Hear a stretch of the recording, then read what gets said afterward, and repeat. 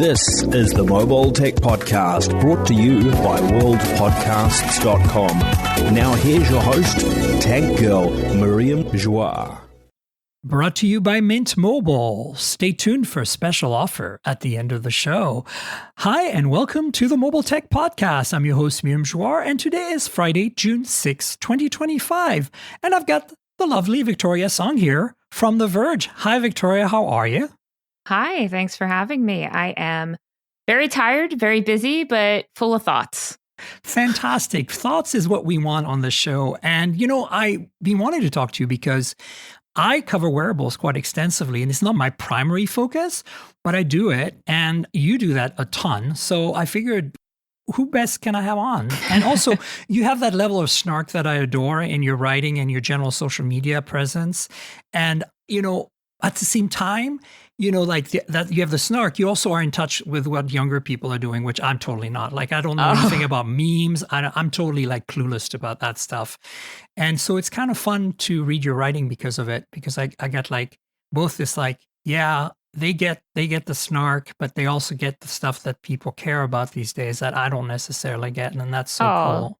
Thank you. Yeah. I try. I'm firmly millennial, but I am on TikTok a lot, so I do I think of myself as a Jane Goodall observing the Gen Zers because they're an interesting bunch. They're amazing. I love young people and what they're doing. I just don't get it half the time, and I feel so disconnected about it. Thankfully, you bridge the gap. And then most recently, you wrote some stuff about, we were both at Google I/O, so you wrote about the Android XR project, and I'm very excited about that. I wear glasses, so for me, it's no big deal to wear something that has some brains in it.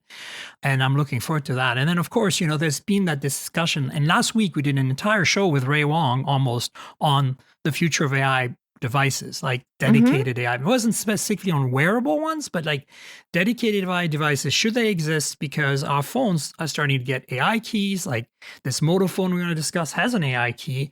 And you do really need it. When you already have the Swiss Army knife in your pocket.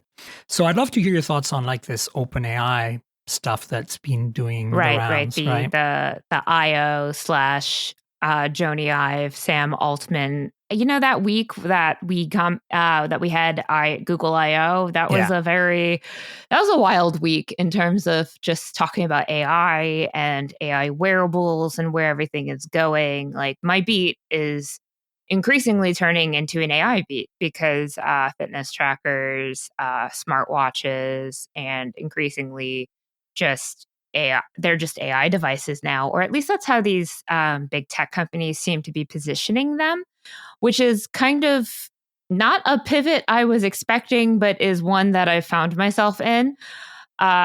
It's fascinating, and I really do think it kind of started with Meta, with the Ray-Ban, the Ray-Bans, they were just this stealthy gadget that popped up out of nowhere at the end of 2023. And it was fascinating because, the Meta Ray-Ban glasses, that's not the first iteration of them, right? We had the Ray-Ban Stories, which everyone was like, okay, I guess these are glasses, whatever. And those kind of followed on the Snap Spectacles. Yeah. So, these smart glasses have been around for a while, so why are they taking off with the Meta Ray-Bans? And my thesis there is it's because the photo quality was finally something that you could post online. It no longer looked like it was filmed on a potato.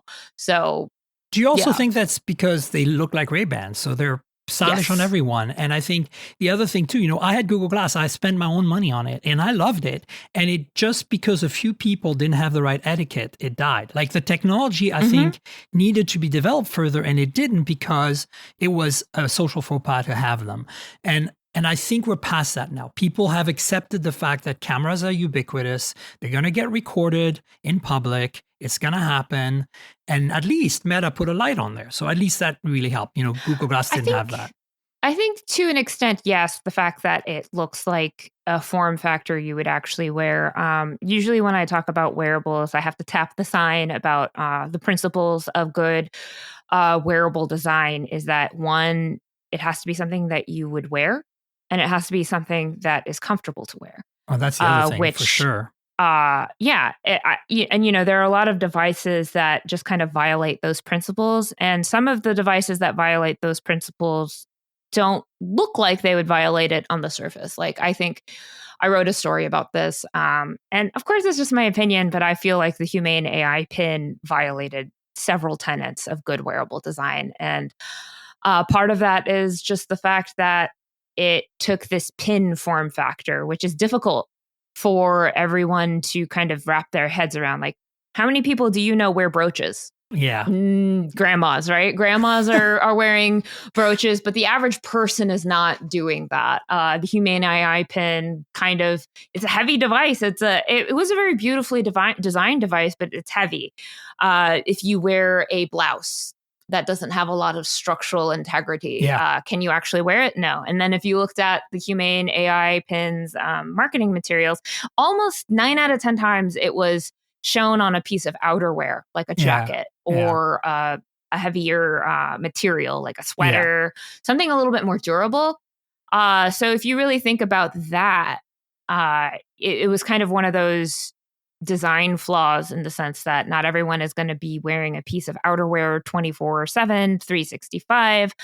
If you wear a t-shirt and it drags down on the t-shirt, that's kind of not great. And then I think once reviewers were starting to wear the device, David Pierce, he was saying that it was just very hot, and you don't want something that's hot on your person. Like, right. Overheating, that's a burn risk. It's just not something that's very comfortable. So like, when you think about that, the challenge with wearable devices is creating something that you want to wear, that is pleasant to wear, and is useful if it runs out of batteries anyway.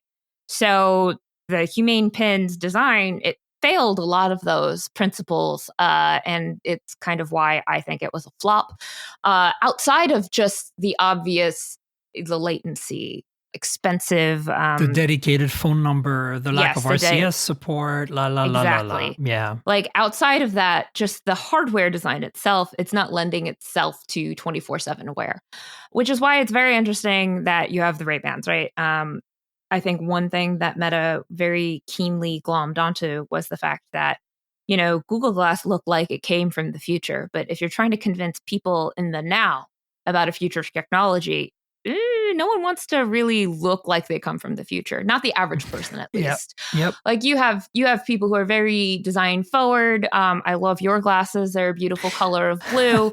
But I'm actually not everyone wearing my is old into glasses that today. Usually, I got my yellow ones on. I don't know why I pulled them out at some point and didn't put the other ones back. But that's exactly to my point, though. Like, everyone has different design sensibilities. Some people are really comfortable wearing out their colors. I love wearing color, but I think I've gone to enough wearable events where I see a person go like, oh, no, just give it to me in black. So, you have a lot of different variety with that. But that's true also of smartphones. You saw a lot of the flagships today are very muted colors. I mean, you can embellish them with a case or D-brand skin or whatever, but people are very conservative. I see that in cars too. I cover EVs, and it's not just EVs, but in cars in general, the colors available on lots and are very muted, and you pretty much have to custom order if you want like a red or something that pops. And when I go to get glasses for myself, I have like this favorite store of mine in the Mission that I go to in San Francisco, but it's like they're one of the few that carries colors. And in bold colors. And I like bold colors on my glasses and bold shapes. And it's hard to find, like, as you saw, you've probably been into an eyeglass store. It's like, lots of blacks and whites and grays. White's actually really hard to find, honestly, pure white. But yeah, you're right. This is totally how people are. And that's okay. Yeah, I mean, there are brands that cater to that. Like, talking about Android XR, the fact is that they announced Gentle Monster was going to be one of the, and Gentle Monster is a very hip brand. I can't wait for the fur. No, but like Gentle Monster is a South Korean brand, and it's very well known for having like bold silhouettes, interesting shapes and colors. So that was like a very interesting choice, because it's like, they announced Gentle Monster and Warby Parker. Warby Parker is going to be the one for quote unquote normies, people who want something a little stylish but versatile for everyday wear. Gentle Monster is a much more fashion forward brand. It's interesting that they chose to have both. Whereas, Facebook. Oh wow, just showing my age, calling it Facebook. Meta is they went with EssilorLuxottica, and EssilorLuxottica is the biggest eyewear brand in the world. Ray-Ban is a very classic brand name, but there's rumors that there's going to be an Oakley branded version for athletes. Makes sense. They have a lot of limited edition pairings for the Meta Ray-Bans. I think there was one with like Ferrari at one point. So they're brands that are very versatile. The things that most people want is something that they don't have to buy multiple versions of. For if you want to wear smart glasses to a wedding, you want something to be discreet. I don't know if you remember, but when the Vision Pro was new and the guy was posing on his wedding day wearing a Vision Pro, that versus say wearing Meta Ray-Bans at your wedding, one of them is going to be very obvious. The other is just going to be very subtle. Yeah. And to your point, yes, I do believe that people are much more, for better or worse, they're much more comfortable with the idea that you're being filmed in public places all the time, partly because of influencers, partly because vlogging. It's a completely different landscape than when Google Glass came out, right? It's a completely different, right. But at the same time, you do have people questioning, like, what do you do when you have these smart glasses in a bathroom where there is still a degree of privacy expected? Yeah. Once people learn how to spot these glasses in bathrooms, are you going to have the same problem? Maybe, right? So it's an interesting conversation to have, because I don't think those privacy concerns have gone away. It's just what we expect is a private versus public space has maybe changed since 2013 when the Google Glass were new. So where do you think we're going in terms of glasses? Like the ultimate to me is the glasses I'm wearing right now have cameras, have some, AI, and are connected to the internet somehow, either via my phone or, because let's face it, we're still going to have phones. You still need a display from time to time that's a little bigger than what you could show in glasses. So I can see three scenarios here. Obviously, the current Meta Ray-Ban, which is just a camera-based system with an AI voice assistant built in, and that pairs with your phone. And then there is, kind of like the step up from that. It maybe has a single display, maybe has its own cellular connectivity eventually, but might still depend on the phone, and has just basically like either monochrome or color, but very glanceable, simple notifications, stuff like we saw at I/O. And then, the full enchilada, right? Like something that looks like this has two displays. The displays have wide field of view, can potentially replace your smartphone, have cellular connectivity. Like, where do you think we're going to land, eventually? Because I feel like the one thing that, actually it was somebody at Digital Trends wrote this recently, and I thought it was very, very insightful. Not everyone wears glasses, and not everybody wants to wear glasses. I love glasses. But his approach was like, no, many of us hate wearing glasses. But we have to. And so we wear contacts instead, or whatever it might be. And I was like, oh, I never thought of that. Because, I've been wearing glasses since I'm 5 years old or 3 years old or something. And I've just kind of adopted that. Like, I own it and I love it. And I will always wear glasses. I don't like contacts. But he made me realize, it was Andy Boxall. He made me realize, like, hey, yeah, there's this big hurdle, in the same way as people don't want to wear a watch, right? So where do you think we're going to land because of that? That's a thing that I talk about with David Pierce all the time, because I'm like you. I have shit eyes. Like, I'm wearing contacts right now, but my prescription is really strong. And David has 20/20 vision, so we argue about this all the time, because he doesn't want to wear glasses all the time. He thinks sunglasses cool, fine. It makes sense as a form factor, but if he doesn't need to wear glasses, why should he? And I understand that. I am deeply empathetic to it. It's mostly one of those things where it has to really depend on the killer app. And these companies seem to think that AI is the killer app, that having the assistant on you at all times, that a glasses form factor kind of adds in augmented reality or XR or whatever you want to call it these days to that, and they think that's the killer app. They think people whose vision is perfect are going to want that. No. And that'll be enough to kind of, supersede that desire to not wear glasses. I'm a little skeptical of it. But at the same time, I don't think that any of these companies are thinking that this will replace phones, that this is just going to be something that they have all the time. I think but aren't they? Like, I feel like sometimes that's kind of what, like, I agree with you, but I feel like we're getting the messaging sometimes where like, you're going to have one device. It's going to be, a pin or a pendant or a watch or glasses, and you're never going to need your phone anymore, and everything's going to be voice based, and and I'm like, no. I don't think there's consensus with that. Right. So what I think is, if you have a bag, do you just put your phone in it? Most people know, like there's some segmentation in the sense that, some people want everything on their phone. They don't want to carry a Kindle. They don't want to carry a phone. They don't want to carry headphones on top of it. They just want one device that's going to do it all. But you have very many people who don't think that way. You have very many people who are like, I want a phone, but I also want a tablet, and I also want a Kindle on top of that because I use these devices for specific things in different ways. Right. So I don't think that the Kindle is going to go away just because you can have a Kindle app on your phone, right?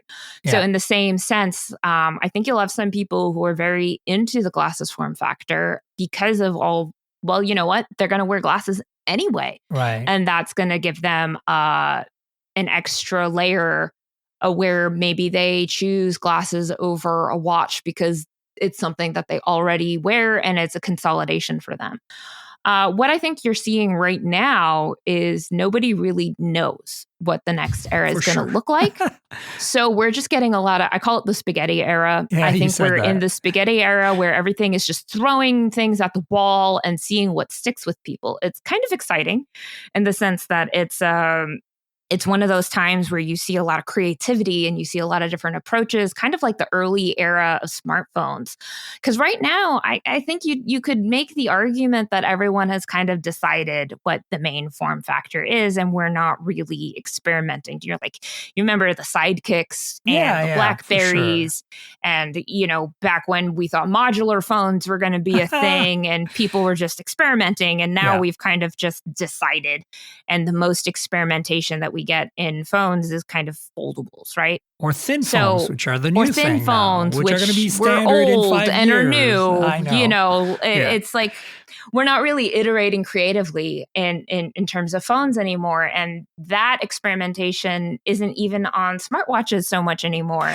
Because I was going to say, I feel like you're right. You touched on the smartwatch. Let me just add quickly that I've been wearing smartwatch because I worked at Pebble. I was, and I've been wearing them since then. Before that, I didn't wear a watch at all. And I really thought that eventually we would get to a point where I can get relatively productive with voice and a small display on my wrist, especially since smartwatches eventually gain cellular connectivity. But that's not the case. I'm still more productive on my phone. And it's also the case that I still have a laptop somewhere because I'm more productive on that for some things, right?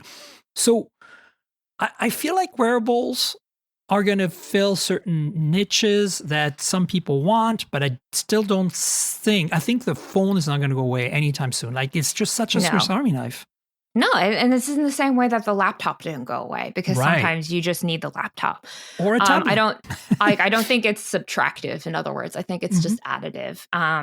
It's just going to get to a point where I'm gonna quote what Joni Ive and Sam Altman were saying, where they thought, segue. Where they think that their new mystery, does it exist? Is it actually ever going to come out? That their AI hardware thing, they're not thinking of it as a secondary device that replaces your phone. They think it's tertiary in the sense that you're still going to have your laptop, you're still going to have your phone. This is just an extra on top of that, which, I think there's some consumer fatigue where it's just like, another freaking device that I have to get. And charge.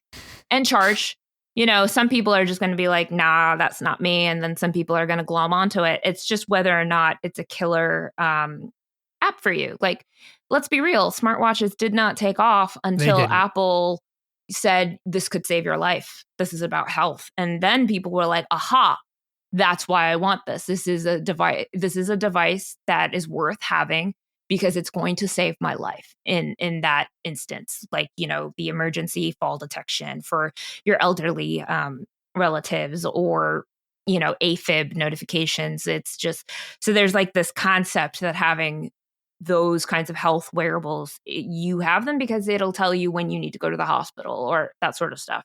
That's really what got major adoption going, not the mini computer on your wrist, not that productivity. I would also argue that Apple's ecosystem made that happen, because if you look, right, like I still see a lot of people out there with no smartwatches or regular watches. I would say it's 50-50 right now when I look out in the streets. And if they are wearing a smartwatch, 90% of the time it's an Apple Watch, and that's in the West, because obviously in other parts of the world, we have what I like to call fitness bands on steroid watches, right? Like they're just 2-week battery life. They're don't have apps, but they do all the step tracking and all the, the health stuff. I think you're right, though, that a lot of people that are wearing Apple Watches right now are not wearing them because of notifications, because of the fact that they can listen to music, while they're running without their phone, the fact that they can even track their sleep. They're wearing them because what if something happens to me, right? And that kudos to Apple for the marketing there. But I think you're right. I think that is the killer app for smartwatches. And when I started at Pebble, that's not what I thought at all. I thought like the killer app for smartwatches is going to be notifications. Yeah, and for some people notifications. And for me, some it somewhat people it is. That's why I wear one, right? I think it's why a lot of people wear one. It's just not necessarily primary. That's not the main reason why they wear one. Most people, when they ask me about what smartwatch to wear, a lot of times it's because they want to get their health in they've come to a point. I've had a lot of friends go, I'm having a midlife crisis. I've just gained a certain amount of pounds. What smartwatch do I buy? And then we have to have a very long talk about what their goals are and how to do this sustainably and how to be smart about it. Because I have a lot of thoughts about that aspect of fitness tracking.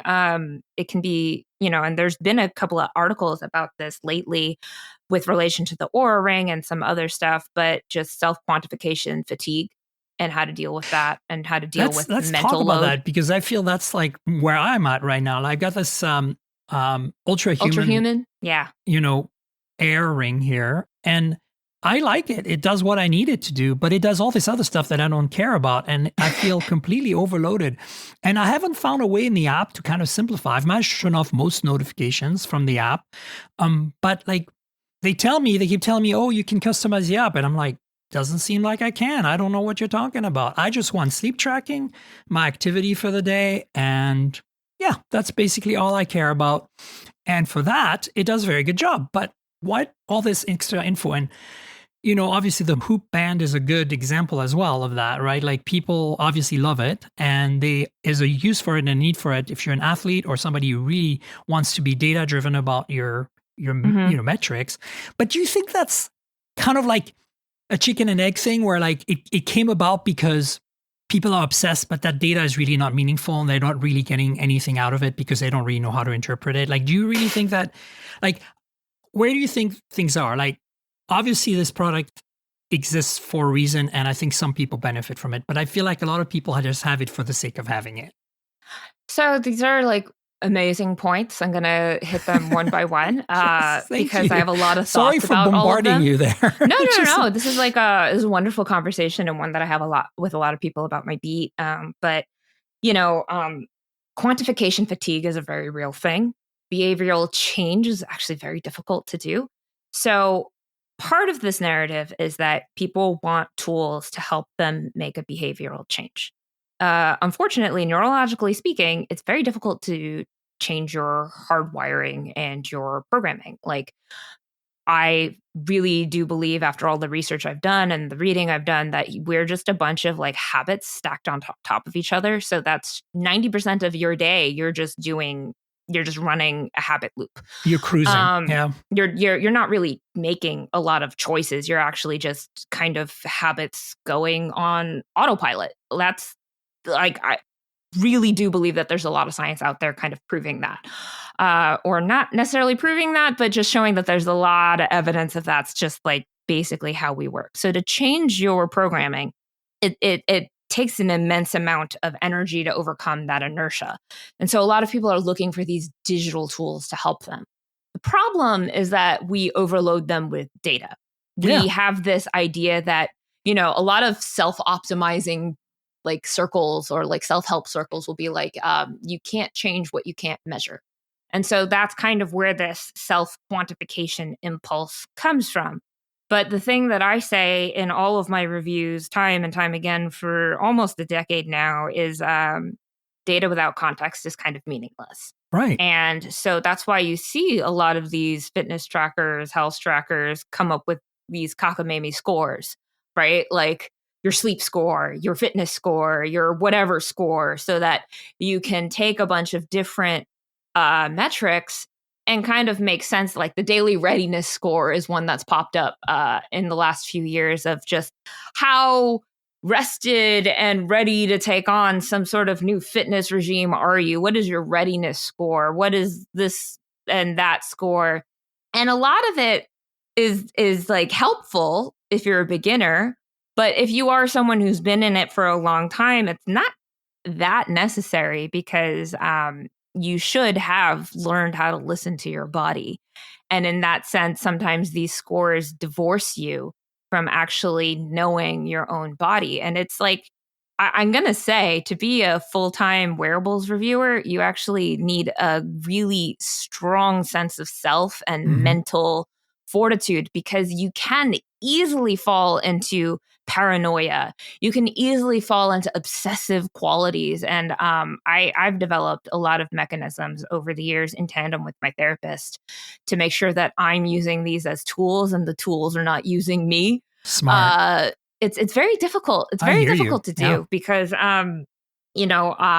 I really empathize with every once in a while, like these cycle of articles come out of people just going like, my Oura Ring gave me an obsessive quality and I started really just not being able to sleep well because I was worried about what score that the Oura Ring was going to give me. And of course, there are people out there who are going to be like, that's silly. Like, you guys need to touch grass. And yes, absolutely. That's true. But that's easy to say. Like, that's very easy to say. People get in this kind of like, endless loop in their heads and they get stuck, Or they get obsessed with streaks.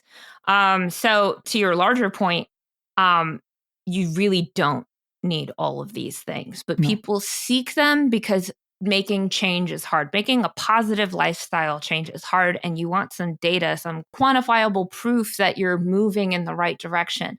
Yes, tracking these things can help you make those big lifestyle changes more easily. It can help motivate you because you'll see that you're making progress, and that's great. But you can go overboard, and most people do go overboard. I think so. And I think the marketing too. Yeah. Like, I feel like they're wanting you to go overboard, so you are addicted to the product and continue buying subscriptions or whatever. There's some of that going on. But look, I have to give Ultrahuman some credit for the fact that they at least try to explain to you what they're doing. That, I think, is much better than, say, some of the other wearables. And then Samsung does the same. Samsung actually tries to explain to you what they're doing, which I think is really cool. That being said, like, let's talk about caffeine, because like, how can you tell me when to drink caffeine? I mean, I get it, but like, obviously you don't want to drink caffeine too close to sleeping time because it's going to affect your sleep. Even those of us who drink a lot of coffee, I know that when I have a coffee late in the evening, I can still sleep just fine, but is my sleep quality as good? Probably not. I'm aware of that, but I don't really want someone to tell me when to drink coffee and not to drink coffee. There is some life's little pleasures that you just want to have, Yeah, it's all about finding that balance, because that is a tool that may not work for you, but is useful to someone who has really unhealthy caffeine consumption and is not necessarily super aware. sensitive to it. Yeah. I'm super sensitive to caffeine. So I know that I can only have I don't know if you can see but this is my giant iced coffee that I had today because I was super exhausted from I'm on my union's bargaining committee. We're getting down to the wire. So I'm spending very late nights negotiating contracts. And so I'm finding it Congrats really on the hard. union, by the way. That's awesome. Oh, yeah, it's great. We won a fair contract. Hopefully we'll get that next week. But, it does mean that my routines and my schedules have been very disrupted in the last couple of months. And it's been very hard for me, actually, to maintain a degree of consistency.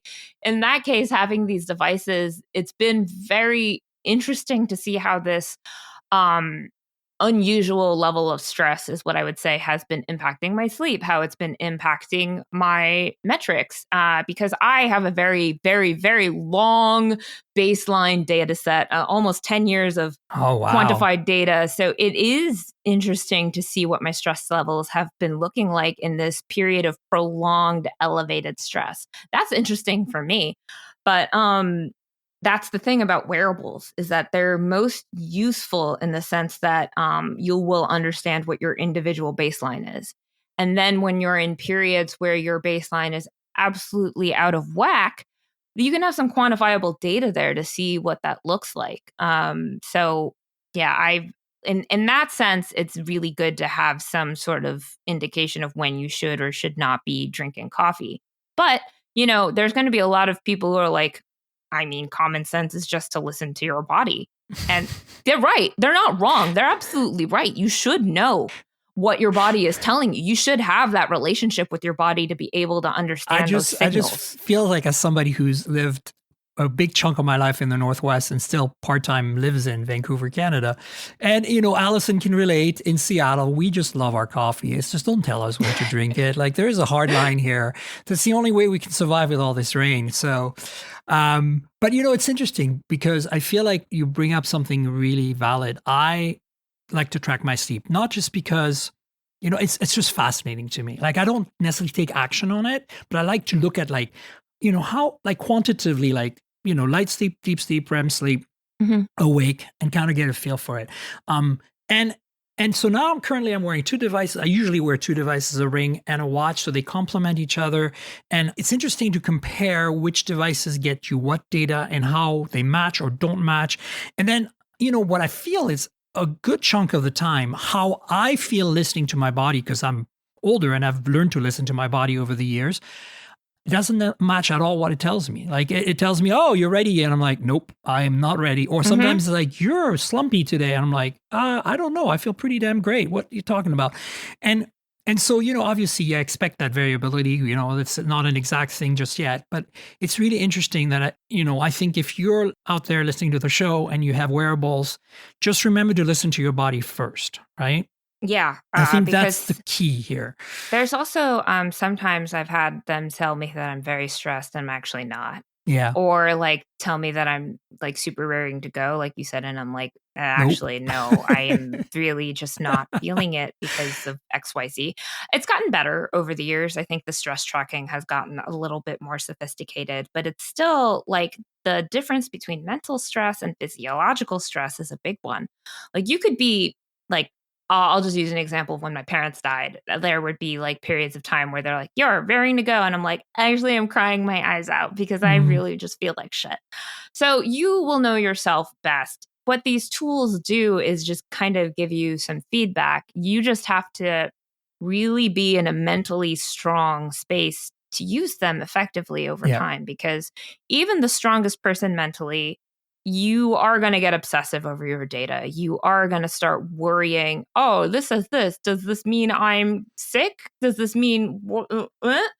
No, you have to take everything with a very heavy grain of salt, and you have to really just trust that you know yourself, which it sounds obvious, but in practice is actually quite difficult. And there are periods of time where I find myself getting way too swayed by the data and feeling not great about myself. And when those times happen, I will actually take a extended, usually these days, 2 to 3 day break from all of my wearables. Good. But sometimes I've gone as long as a week, just because you need to reset. You need to really stay present. And it's going to sound woo woo, but you can get obsessed with streaks. You can get, like, I know people who have 1,000-day long streaks, and I'm like, yeah, but are you going to be okay if you break it?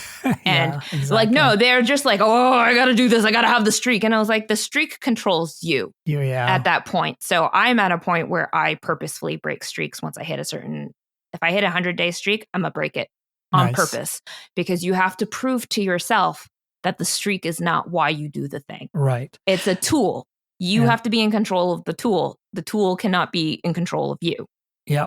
And, I think as another thing is, as women, there's so much, out there, expectations on how we should be, what our bodies should be like, that I that's another thing that you don't want this technology to reinforce these stereotypes and force us to do the things we don't want to do or shouldn't do. Yeah. Okay. And that's Samsung, another, I have a bone to pick with Samsung about that. Oh, really? Yeah.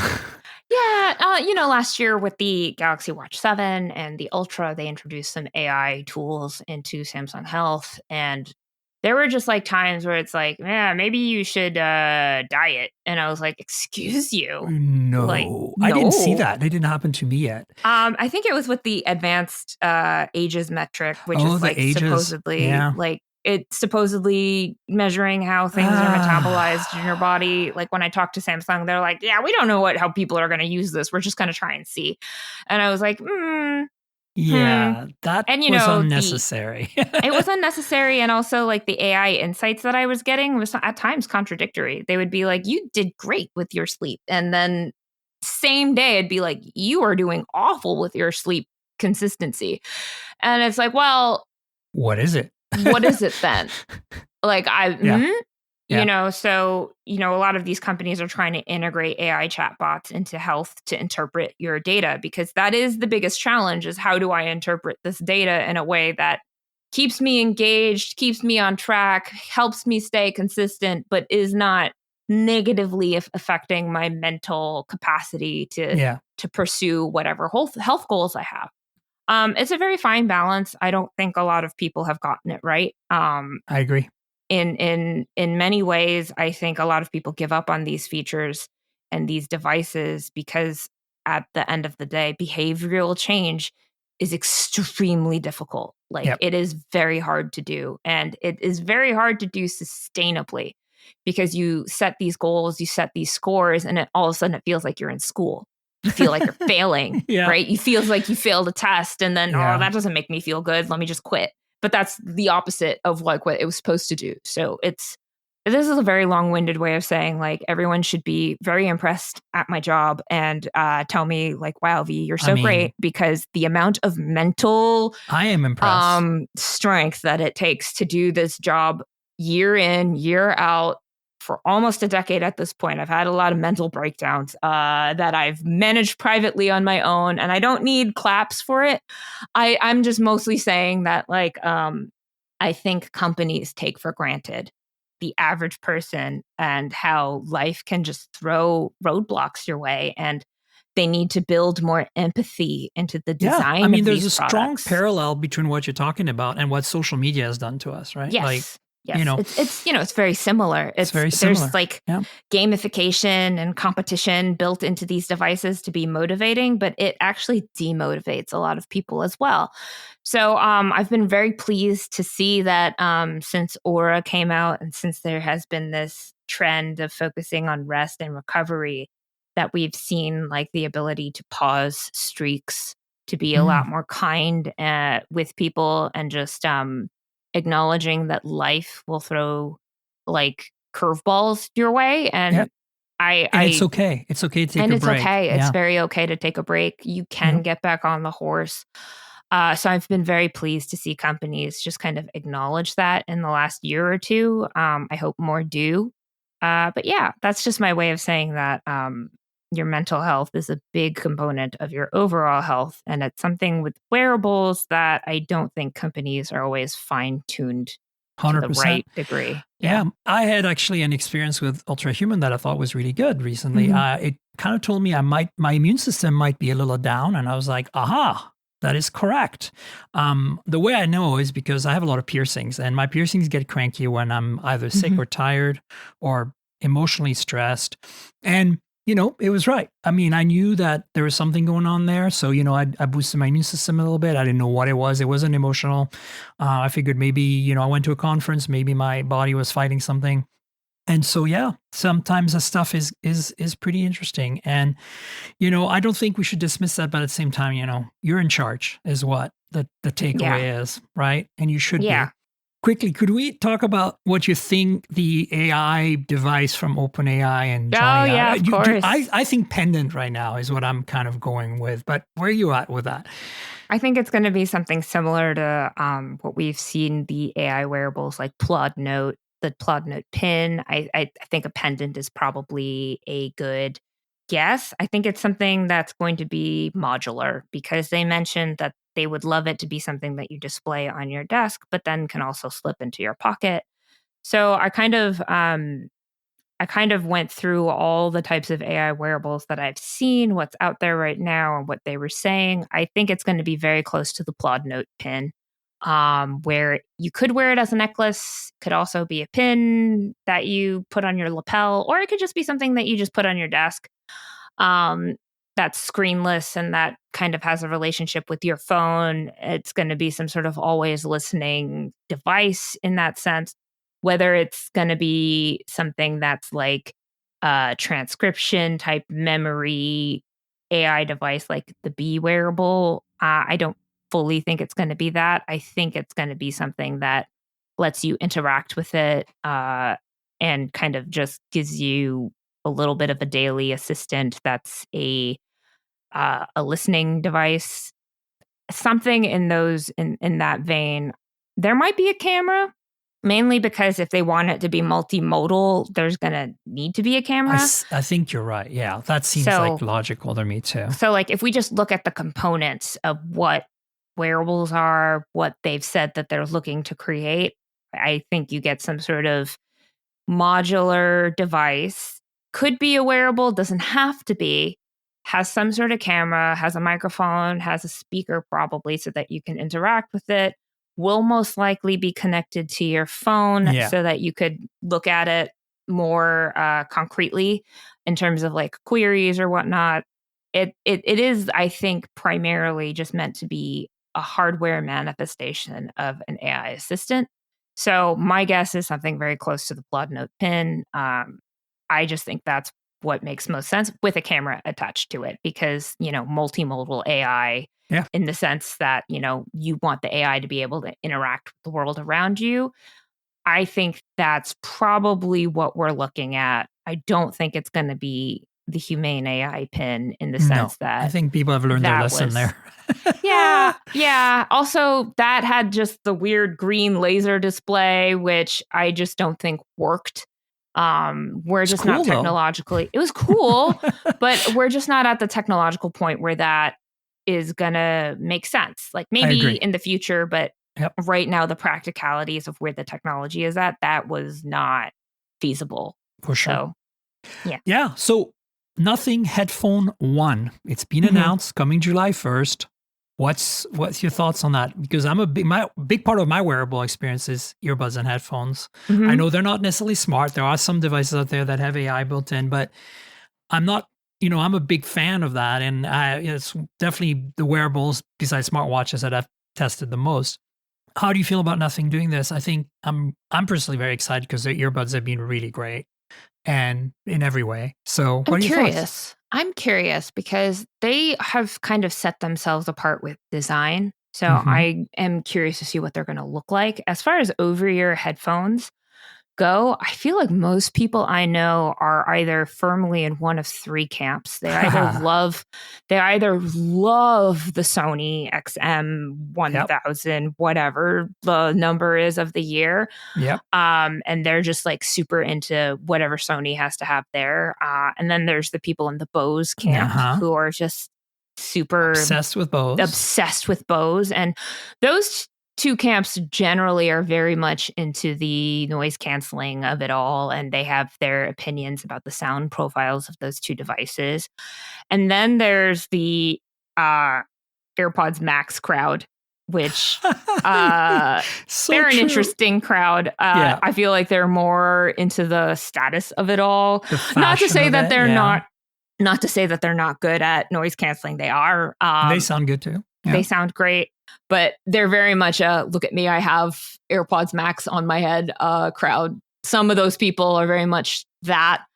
I actually don't like them very much. I like to tease them and ask them if they have the lightning connector or this USB-C connector when I see them. I mean, I love the colors. I kind of love the way they look, but in terms of me actually wearing them, I find them very uncomfortable. They're heavy. So they're too heavy. I can't rock with that. I'm not Camp Sony, just so you know. I'm also Camp Sony. Oh, yeah. I find them to be the most lightweight.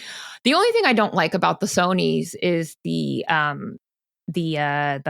feature where they pause. You can turn it off in the app. That's the problem. You can turn it off, but it comes back. It comes back. It comes back. Yeah. I always forget how to turn it off in the moment because I'm panicked, and that just like escapes my brain. Yeah. So I am Team Sony, but at the same time, I really wish they would quit with that particular feature. Like, stop trying to make it happen. It's not happening. Let me decide when I do that. Stop trying to make those decisions for me. That's how I feel about those. But to your point, it is interesting to see nothing throw its hat into the ring. I feel like there's more variability with earbuds, but it'll be interesting because it's been so ossified, I feel like, in the over-ear market. So, Well, they have in their earbuds, if you have the software installed for your phone, they have an OpenAI integration. So it'd be interesting to see how that evolves while OpenAI is doing their own thing, right? That was actually my other guess for what it could have been before because, they announced the thing and there weren't so many details or leaks just yet. In that very short 24-hour window, I was like, oh, they're going to do headphones. That was my original thought, because I was like, I think it's going to be something a little different, and headphones kind of make sense for AI because everything is so voice integrated. So initially I thought it was going to be a pair of headphones, and then more details came out. So then I changed my prediction, but yeah.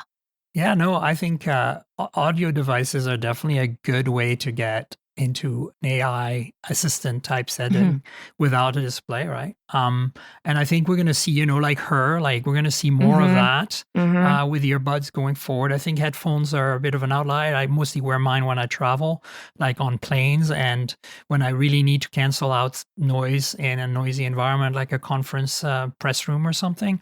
But like at home, I wear wired, better quality headphones, no latency when I'm editing audio and stuff. And then when I'm on the go walking, it's earbuds for me all the way, right? Noise canceling. I'm not a big fan of the open ones. I think they're great, but it's not my thing. Let's switch to some news items and some things that happened this week. I'd love to hear your thoughts on this OnePlus tablet that came out. I reviewed it for Hot Hardware. So, it's basically your iPad Air competitor. It has a keyboard and a pen, and it's very lovely. I don't think you can see it very well. I can see it. Yeah. Anyway, it's fine. It's no, don't get me wrong. It's an Android tablet. That's why I say it's fine, because it's flagship, right? It's flagship specs for $699. It's better specs than the Galaxy Tab, which is kind of like the mother of all Android tablets. It's better than specs-wise than an iPad of any kind. Well, maybe not the Pro, because the Pro does have that crazy dual OLED display and stuff. But for the price, $699, it's a really solid tablet. Snapdragon 8 Elite, all that. Cameras are meh, but it's a tablet. Who cares, right? Like, it's not the end of the world. The keyboard's not backlit. That was one of the things, but not all tablets have backlit keyboards. So that's kind of my general review on this. It's just like, but my question to you is, like, why buy an Android tablet? Like, if you're going to consume content on this, you can do that on a $200 Android tablet that doesn't have flagship specs. It can have a good display, but that's basically it. If you're going to play games, I can kind of maybe see the point, because an 8 Elite's going to kick butt. But like, there are no great Android tablet apps out there like there's on iPad, like for creativity, like doodling and music and stuff. So, where do you sit on that? Android tablets are just it feels like a forgotten stepchild in the gadget world, somewhat, just because, the average person they're not buying Android tablets for their kids. They're buying iPads, right? Oh, Yeah. look at that. Look at that pencil. The Very- Stylo 2, it's called. It's very, Yeah. very Apple-like, as you can see here. It is. It is very Apple-like. I mean, that whole design feels a bit iPad-like. It's very thin. It's 5.9 millimeters, so it's really quite thin. You can kind of see it there in the video. It's a little thicker when you put this back kickstand panel on. And of course, the keyboard adds thickness. The keyboard's nice. Got a trackpad and everything. You know, I have always been like, should I try and use an iPad instead of a laptop? And it just never can. And I don't mean just iPads, but like any tablet instead of a laptop. And it just never, it's never enough. Unlike, you know, you can talk about iPad OS and Mac OS. Why won't they just let you use Mac OS on an iPad? Great question. But I think that's an eternal question. That's an eternal question. But I think it just comes down to the fact that it's such an in-between device category because phones are infinitely more portable and you can do so much on a phone. You can get more and more productive, I feel, on phones, especially as the screens have gotten bigger. Folding phones have solved the problem for some people, etc. Yeah. Yeah. So like phones are just so much more versatile, so much more portable. Laptops, however, they just have all the power that you need when you need to do like deep tasks. If I want to get serious, I pull out my MacBook. I mean, there's no doubt about it. Yeah. So like that just leaves like tablets as media consumption devices, right? Yeah. So in that case, it's really hard to beat the iPad.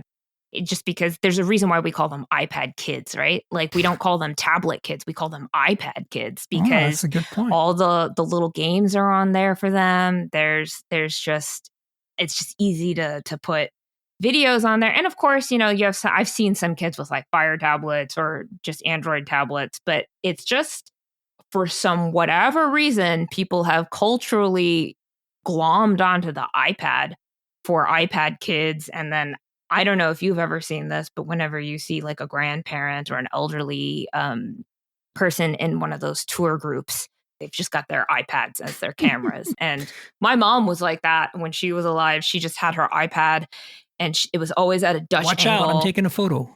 Yeah, that was my mom. That was my mom all the time. And it was just because it was a big screen. It was a big screen for her to consume media on because the phone was too small for her eyes. So, you know, I just feel like this category is the stepchild of all gadgets because it's so in between. And the people that it really appeals to are children and the elderly. So I think you're right. They keep trying to sell these as productivity devices for the rest of us.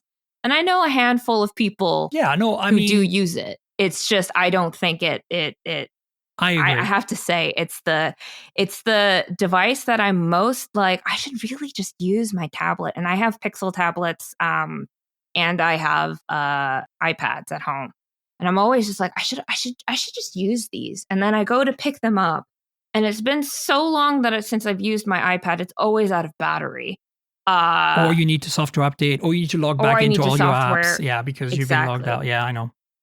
And you know, I've gotten to the point where I have a pop socket on the back of my phone, so I can just use that to prop it up as my media consumption device when I'm doing other things. Yep. So unless you're an artist, because that's my point. And then you buy an iPad, right? Because and then you buy an iPad. Yeah. Because there's nothing. So I just feel like Android is. It's not that they're bad devices. I think my Pixel tablets are great. This is fantastic. I think spec-wise, it's great. It's as good as a Galaxy Tab S10 Ultra, and it costs like $400 less. And it's super fast, and the display is gorgeous, and like there's nothing wrong with it. But I'm questioning why it exists. Like it's 13 inches too. Like for me, 11 is kind of a sweet spot for tablets because 11 it's is smaller than most laptops. So if you add the keyboard that maybe I can write somewhere at the coffee shop and not carry a laptop that's as heavy and big, because even my MacBook Air is 13 inches. But like, as you said, content consumption, buy a $200 Android tablet. As long as the display is good, that's all you need for Netflix, right? And then if you want to be productive like I know that Harry McCracken likes to use his iPad to write. He almost uses it exclusively to write all his stories for Fast Company. That's a valid thing. If it works for you. For me, it's a little too limiting. I but can't. Yeah. But at the same time, if if you're an artist and you're a visual artist and you draw and or a musician and you want to compose and play music, having that tactility of those controls on the screen is gonna matter. And then you get an iPad Pro. At that point, you go all out. You spend $1,500 and you go nuts, right? And you don't have a MacBook Air or whatever. I just don't see. I don't see it. But I think it's good. It's a good product. I just meh. Yeah, it is such a confusing category because it's just so niche, and depending on your niche, you're going to go for certain things. So it's just the most befuddling category to me because I want it. I want to like it, but whenever I try and fit it into my personal life, it just sits there uncharged. Exactly. And I feel that so many people buy tablets, but they never use them, or they really use them. It's it's one or the other. It's either sitting there doing nothing and they have a MacBook or a laptop or something and their phone, or it's they only have a phone and a tablet and they actually use their tablet all the time because they don't really do work on it. They just, maybe they write at most, and then most of the time they're just watching Netflix or YouTube or whatever. Yeah. It's really funny because it's great for media consumption, but for all of my media consumption, it's actually the worst possible option, which is so funny to me because if I watch videos in bed, I actually don't like using a tablet because I fall asleep and then it hits me in the face. Oh, yeah. And that's the huge problem. I use it when I'm in the bathtub. That's my tablet use case for consumption. I just put it up on a stool and I'm not worried about my laptop, which is my day-to-day productivity device, getting wet or something. If the tablet, I don't hold it. It's sitting on the thing. But if somehow I were to get wet or whatever, it's not a big deal. And it has a kickstand built in, which is really nice. I mean, not built in this case, but most tablets have some kind of kickstand or whatever. Yeah, so there you go. Another device came out this week is this Moto Edge, quote unquote flagship. It's kind of not really, but it's very nice. And we saw it at the Razer event. You were there. Mm-hmm. So I've been playing with this for a few days. There's nothing wrong at all with this product. It's solid. It's a solid phone. The camera's actually decent. It's slim. It's thin. The color's nice. That's a good color. And the beautiful green. 3 cameras on the back. It's got a proper telephoto and everything. But here's the thing. It's $550 and it only has a mid-range chip on it. I think it's I want to say a Dimensity of some kind, 7300 or something. And I'm you're not making a flagship. The Edge used to be your flagship. What happened there? And then I'm thinking to myself, you get the Razers, even the mid-range Razer, even the base Razer has the same specs. So why not buy that for just $100 more or something? It feels like that phone they have it just to have it because they think they should have it. And I think that's the wrong choice because if you think about Motorola, what their strengths are, first of all, I think they really shouldn't bother quite as much with the bar phones just because when I think of them, I think of the Razer and I think of them doing interesting things in foldables. And that's kind of what sets them apart. Right. From the Samsung. Samsung has just been, I've heard Allison say this so many times at The Verge, but they're coasting. They came out real strong with the foldables. They really are coasting. They are just so coasting at this point. Yep. And, I think Motorola is at least doing some interesting stuff with their foldables. I love their stuff. Yeah. So why not just lean into that? Is anyone really going, Motorola, I want their mid-range bar phone? Because I feel if you want a slab phone, you're just going to go with the Samsung and maybe a Pixel if you're more interested in I think the Pixel phones are great, but me too. That's my main phone. Yeah, but I just think in the range of options that are there, are we really looking to Motorola for the slab and the bar phone? I don't really think so. So I just don't think they're playing to their strengths there, and that they should just go. I saw Allison just fall in love in real time with the wood. The wood. The wood. Oh, yeah, me too. On the Motorola foldables. And absolutely. I wonder if you felt this way too at the Motorola event, but they were leaning so hard into their partnerships and so hard into the design language because they were they were just going we really care about design. we really care about design and Pantone and color. And that was very true. This does have Pantone color, actually, and Pantone certification on the camera, too. I love that for them. But at the same time, it was just very much like, we're setting ourselves apart because we know that it's not that different. So we really have to talk up the design language for you to give a crap. Yeah. And I kind of was like, that's not going to be enough for most people. It's a beautiful color. It's a beautiful color. Don't get me wrong. But by the way, I was wrong. It's Dimensity 7400, but I mean, it's a mid-range chip. And it has beautiful, this is a 1020p display. So it's actually not 1080p. It's actually higher as OLED, it's bright. As you can see, I'm in direct sunlight. And, cameras are good. There's a telephoto and lots of storage, lots of RAM. It's got an dedicated AI button like the Moto Razrs. Oh, good Lord. Oh, good Lord. I know. But I mean, it's a plastic frame. That's one thing I could say. But here's the thing: for $550, you can do better. You can get a Pixel 9a. You can get, there's so many other phones. Nothing Phone 3a Pro. Much better phone. But here's the thing: this thing also is so close in terms of spec to the Moto G stylus, which has a stylus and costs like $100 less. Like, you're getting very little. I think you get a telephoto that you don't have on the stylus. But other than that, it's the same phone with the same industrial design. And you get a stylus. At least you have something unique and different. And that makes sense. The phone exists because it's different. But here, it's just a mid-range. And I would have preferred them making just going all out and just make a $799 flagship with like an 8 Elite in there and just go nuts and show that, Moto still exists. We make bar phones. They're flagship worthy. They compete with Pixel and Samsung S25 and all that. But no. Yeah, I don't think. I think they were just not going for it in a weird way. I think they're maybe afraid to steal the show from the Razr, and I kind of get that. I get that, but if that's the case, then just go all in on the Razr. That's right. My then thought. Forget having this phone altogether. Stop at the Moto G series, right? Yeah. Yeah. It feels like maybe they were a bit trying to hedge, but I kind of think hedge the edge. They were hedging the edge. They were not listening to the show right there. They were not listening to the Ron Swanson school of thought where you don't half-ass two things, you whole-ass one thing. That's correct. You whole-ass one thing. I see that happen a lot with gadget companies. I think that's the problem. They have to do everything. Yep. And Samsung really is a poster child for that.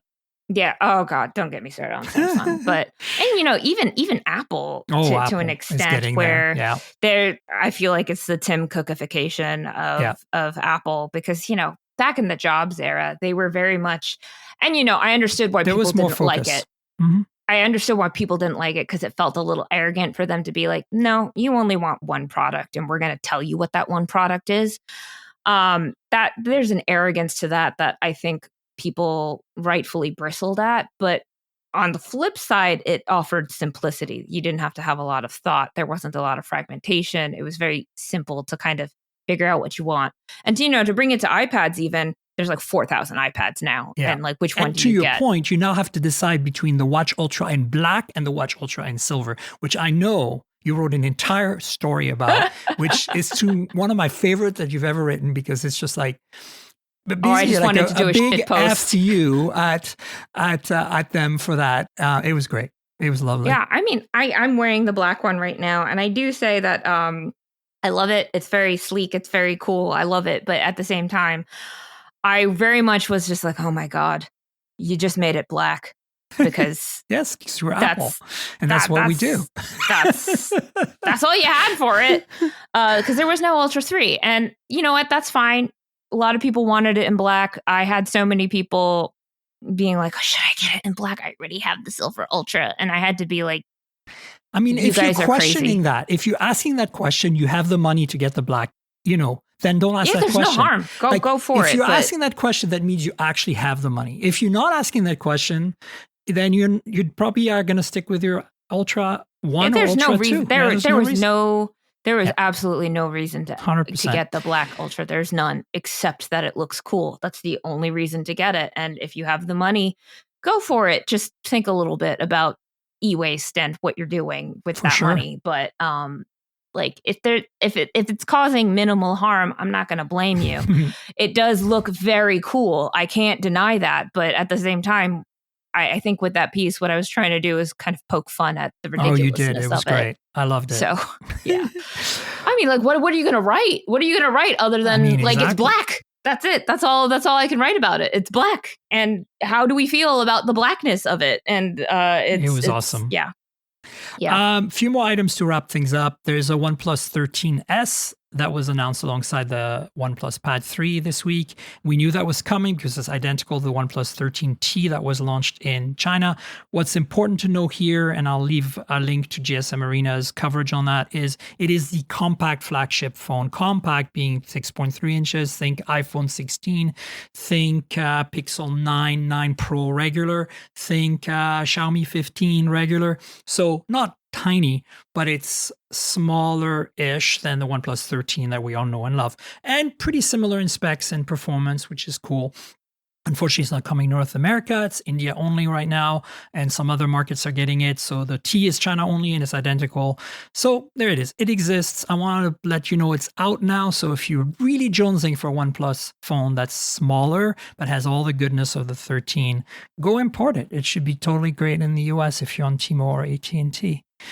Oh, Nintendo Switch is now on sale. This is just a PSA. I'm sure those of you listening to this podcast are tech savvy and early adopters, and if you're into the Switch, you will already have gotten one. But if you forgot, good luck getting one, but it's out If you now. somehow forgot that the Switch 2 is out. Pixel 10 series is supposedly rumored to be coming out on August 20th, and supposedly going to have some kind of gimbal-like stabilization that gives it the same effect as like using one of those DJI, cameras, handheld gimbal thingies. And without, I guess, a physical gimbal. So that's kind of interesting. What are your thoughts on, you're a Pixel person. You like the Pixel is what I'm saying. I'm definitely a Pixel person. What do you think of that? Feels a little gimmicky. I'm going to have to see that's one of those things where it's like, cool, let me see how it is in person. Hope it works. Reserve judgment, I guess. Yeah. It feels like they're getting to a point where they also have to be like, how are we going to differentiate this year from last year? Yeah. Well, their industrial design can stay the same for another year. I'm very happy with the 9 series the way it is right now. They were great phones. That was fantastic. Samsung Galaxy Z Fold 7, Z Flip 7, the folding phones are going to be launching early July in New York City. That's at least the rumor right now. I'm just, again, putting this on your radar for those of you who are paying attention, who care about these launches that are coming. This is going to be a big deal. Hopefully, I'll be there to cover it with you folks. I'm not the biggest fan of Samsung's foldables, but I have a feeling that after years of complacency, we might actually get some progress on these foldables. Do you think that's going to happen?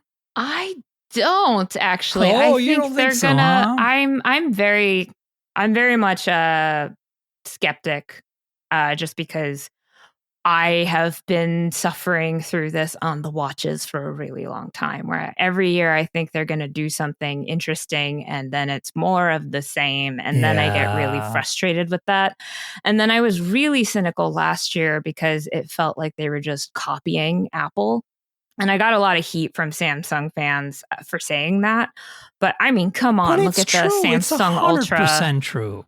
Yeah, it was very disappointing. It only exists because Apple made it. Like, they didn't innovate here. No, yeah. It was so disappointing because I get accused of not liking Samsung, but I actually root very hard for Samsung because I would love for there to be parity in the wearable world. And it extends to the phones as well. But I just don't know what it is about Samsung lately. I feel like they've been coasting. I haven't really seen anything from them that felt exciting in a while. So I would love for them to do something different with the foldables this year. But I don't know, the last couple of years, it's just been like, and it's kind of similar to the one from last year. Yeah. Okay. Well, you know what brand is doing some cool stuff that we can't get in North America, but it's super cool every time they come out with a new product. We're like, wow, Huawei. And in fact, Huawei made some really great wearables back in the day. They still do, but it's hard to get them. The Pura series is their camera flagship kind of camera phone thing. And the new one, the 80 series, probably 3 phones, a regular Pro and an Ultra probably, or Pro Plus like they've done in the past, are coming. They're coming on June 11th. Again, PSA for those of you who are in markets that you can buy this phone. And I have tried some of these and The cameras are just wow. I mean, Huawei still hasn't lost the plot, despite all the limitations. No access to Google mobile services, no access to the better chip manufacturing processes. They're just kicking butt in their own, I will say that market. the Chinese phone market is so much more interesting than the American one. It's so stagnant in terms of design and ideas, whereas over there, because the competition is so fierce, they're trying some wackadoodle stuff, and I wish we could have it, but tariffs and trade wars and all of that stuff, so we can't. So bad. It's disappointing. It's a little sad. I'm a little jealous that it seems like they're having a lot more fun over there in China with the phones. For sure. Same with EVs. Like, it's just such a plethora of choice that we just don't get choice. And that's my problem, right? Like, it's like, I have no problems with Apple and Samsung's products. Some of them are great. It's just more like, I want also the option. Like, OnePlus seems to be the only thing I can buy, or Google or Moto, that is not the status quo. But in China, there is no status quo. It's like, exactly, you get so much Xiaomi, Oppo, Vivo. You get very Huawei, Honor. Yeah, it's very reflected in the wearable sense too, because also the OnePlus Watch 3, just like, yep. I love it. It's a great watch. It's great. I was so pleased when the OnePlus Watch 2 was such a redemption story from the god awful dog shit OnePlus Watch original. That is the worst smartwatch I've ever tested to this date. Fucking Pulitzer Prize winner in fiction for metrics, because nothing it said was at all truthful when I tested it. It was so broken. It's true. It was so fucking broken. But the OnePlus Watch 2 and 3 have really been wonderful alternatives to Samsung and Google's Android offerings. Yeah. And I think I felt the same way about the phones in terms of like the space that they occupy. But, I do think about the Huawei watches of old. They were great watches. They were so good. I wore them for many years. The original Android Wear ones I had, I wore that those for were great. 2 years. It was amazing. They were absolutely great watches. I kind of miss having that around. Because now it's just OnePlus or Mobvoi, and Mobvoi has just not. They've had their struggle. They've been strugs to funk for a while. I think they're getting better, but they've been strugs to funk for a bit. I don't know. There's like a lot of kind of sadness that I feel when I see how much innovation is going on in the Chinese smartphone market versus what we've got here. It's a little stagnant. It's a little staid. Yeah. What do we have to look forward to this year from the phones that'll be available in the US? They're thinner, I guess. That's the rumor. Well, that's honestly, I have to say, my Galaxy S25 Edge review will be out on Hot Hardware soon. I've already talked about it on the podcast quite extensively. I'm actually, I have to say, like, there's something about feeling that phone in hand and holding it and using it day to day in terms of thickness and lightness, or thinness, I should say, that really appealed to me somehow. I don't know. It worked for me. Maybe. And I think that my theory is that 5 years from now, all flagships will be that thin and it'll be a normal thing. And it won't matter. But for a little interim period, they're going to improve them. I think Samsung, being Samsung, really didn't want to rock the boat and push buttons too much. And they, that's why that battery's not silicon carbon, etc. They're testing the waters. But I think that next year's Edge better, like, bring it on. Because I feel like they could totally replace the S Plus series with that one, like not the base model, but the middle child. And and Apple, I think Apple's just gonna sell it on sexiness alone. Like, it doesn't matter what's inside at this point. I don't know. I feel like Apple's lost its footing a little bit. Well, with this whole AI thing, for sure. With the whole AI thing, for sure. But then also, just, I don't know. It feels weird. I have to say, like, it feels like it's lost some of its polish a bit, which is a very strange thing to say, because I've always had an iPhone as my main daily is that driver. Your main? That's my main, just because it's simple. All of my family is on it. It's really funny because I'm Korean, so all my family in Korea, they are all exclusively on Samsung. I was going to say, my family. But all my family here in America, they're on iPhones. So I primarily talk to my family here. So it's iPhone just for simplicity. Makes sense. But, I also double wield a lot of the time because the Wear OS watches aren't we all, right? We all are. We all are. I think it's just because I'm rebelling against the rest of my family. I generally go with a Pixel when I'm double wielding. Right on, same here. Yeah, I just really, I very much enjoy those. I very much enjoy those phones versus, not that I dislike the Samsung phones. I just feel like they're so Samsung. If that makes sense. 100%. It's just so Samsung. 100%. I get it. Absolutely. Well, listen, we should wrap up. Do you want to tell folks where they can find you on the internet? Obviously, you write at The Verge, but everything else, your social media handles you want to share, all that stuff. Yeah, you can find me on every social media platform at VicMSong. I like to keep it simple. Same handle everywhere. So you can just find me on Instagram, Blue Sky.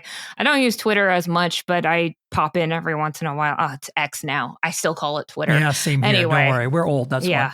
We're old. It's fine. And cranky. It's fine. Old and cranky. Yes, exactly.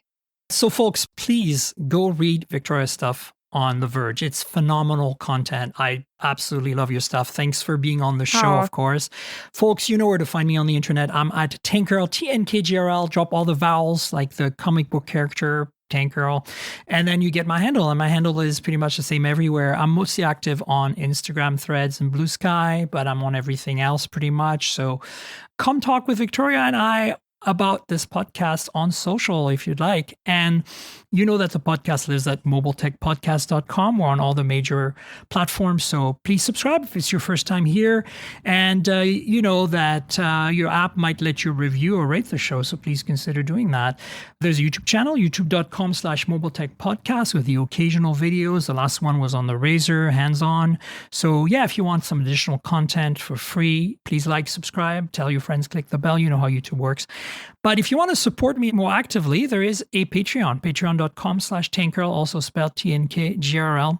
You can get a video version of this podcast in advance, a day in advance every week for $5 a month. So consider joining me on Patreon and getting the video version. Sometimes I let extra content slip in there and stuff. You get to see our faces and devices and stuff, so it's fun.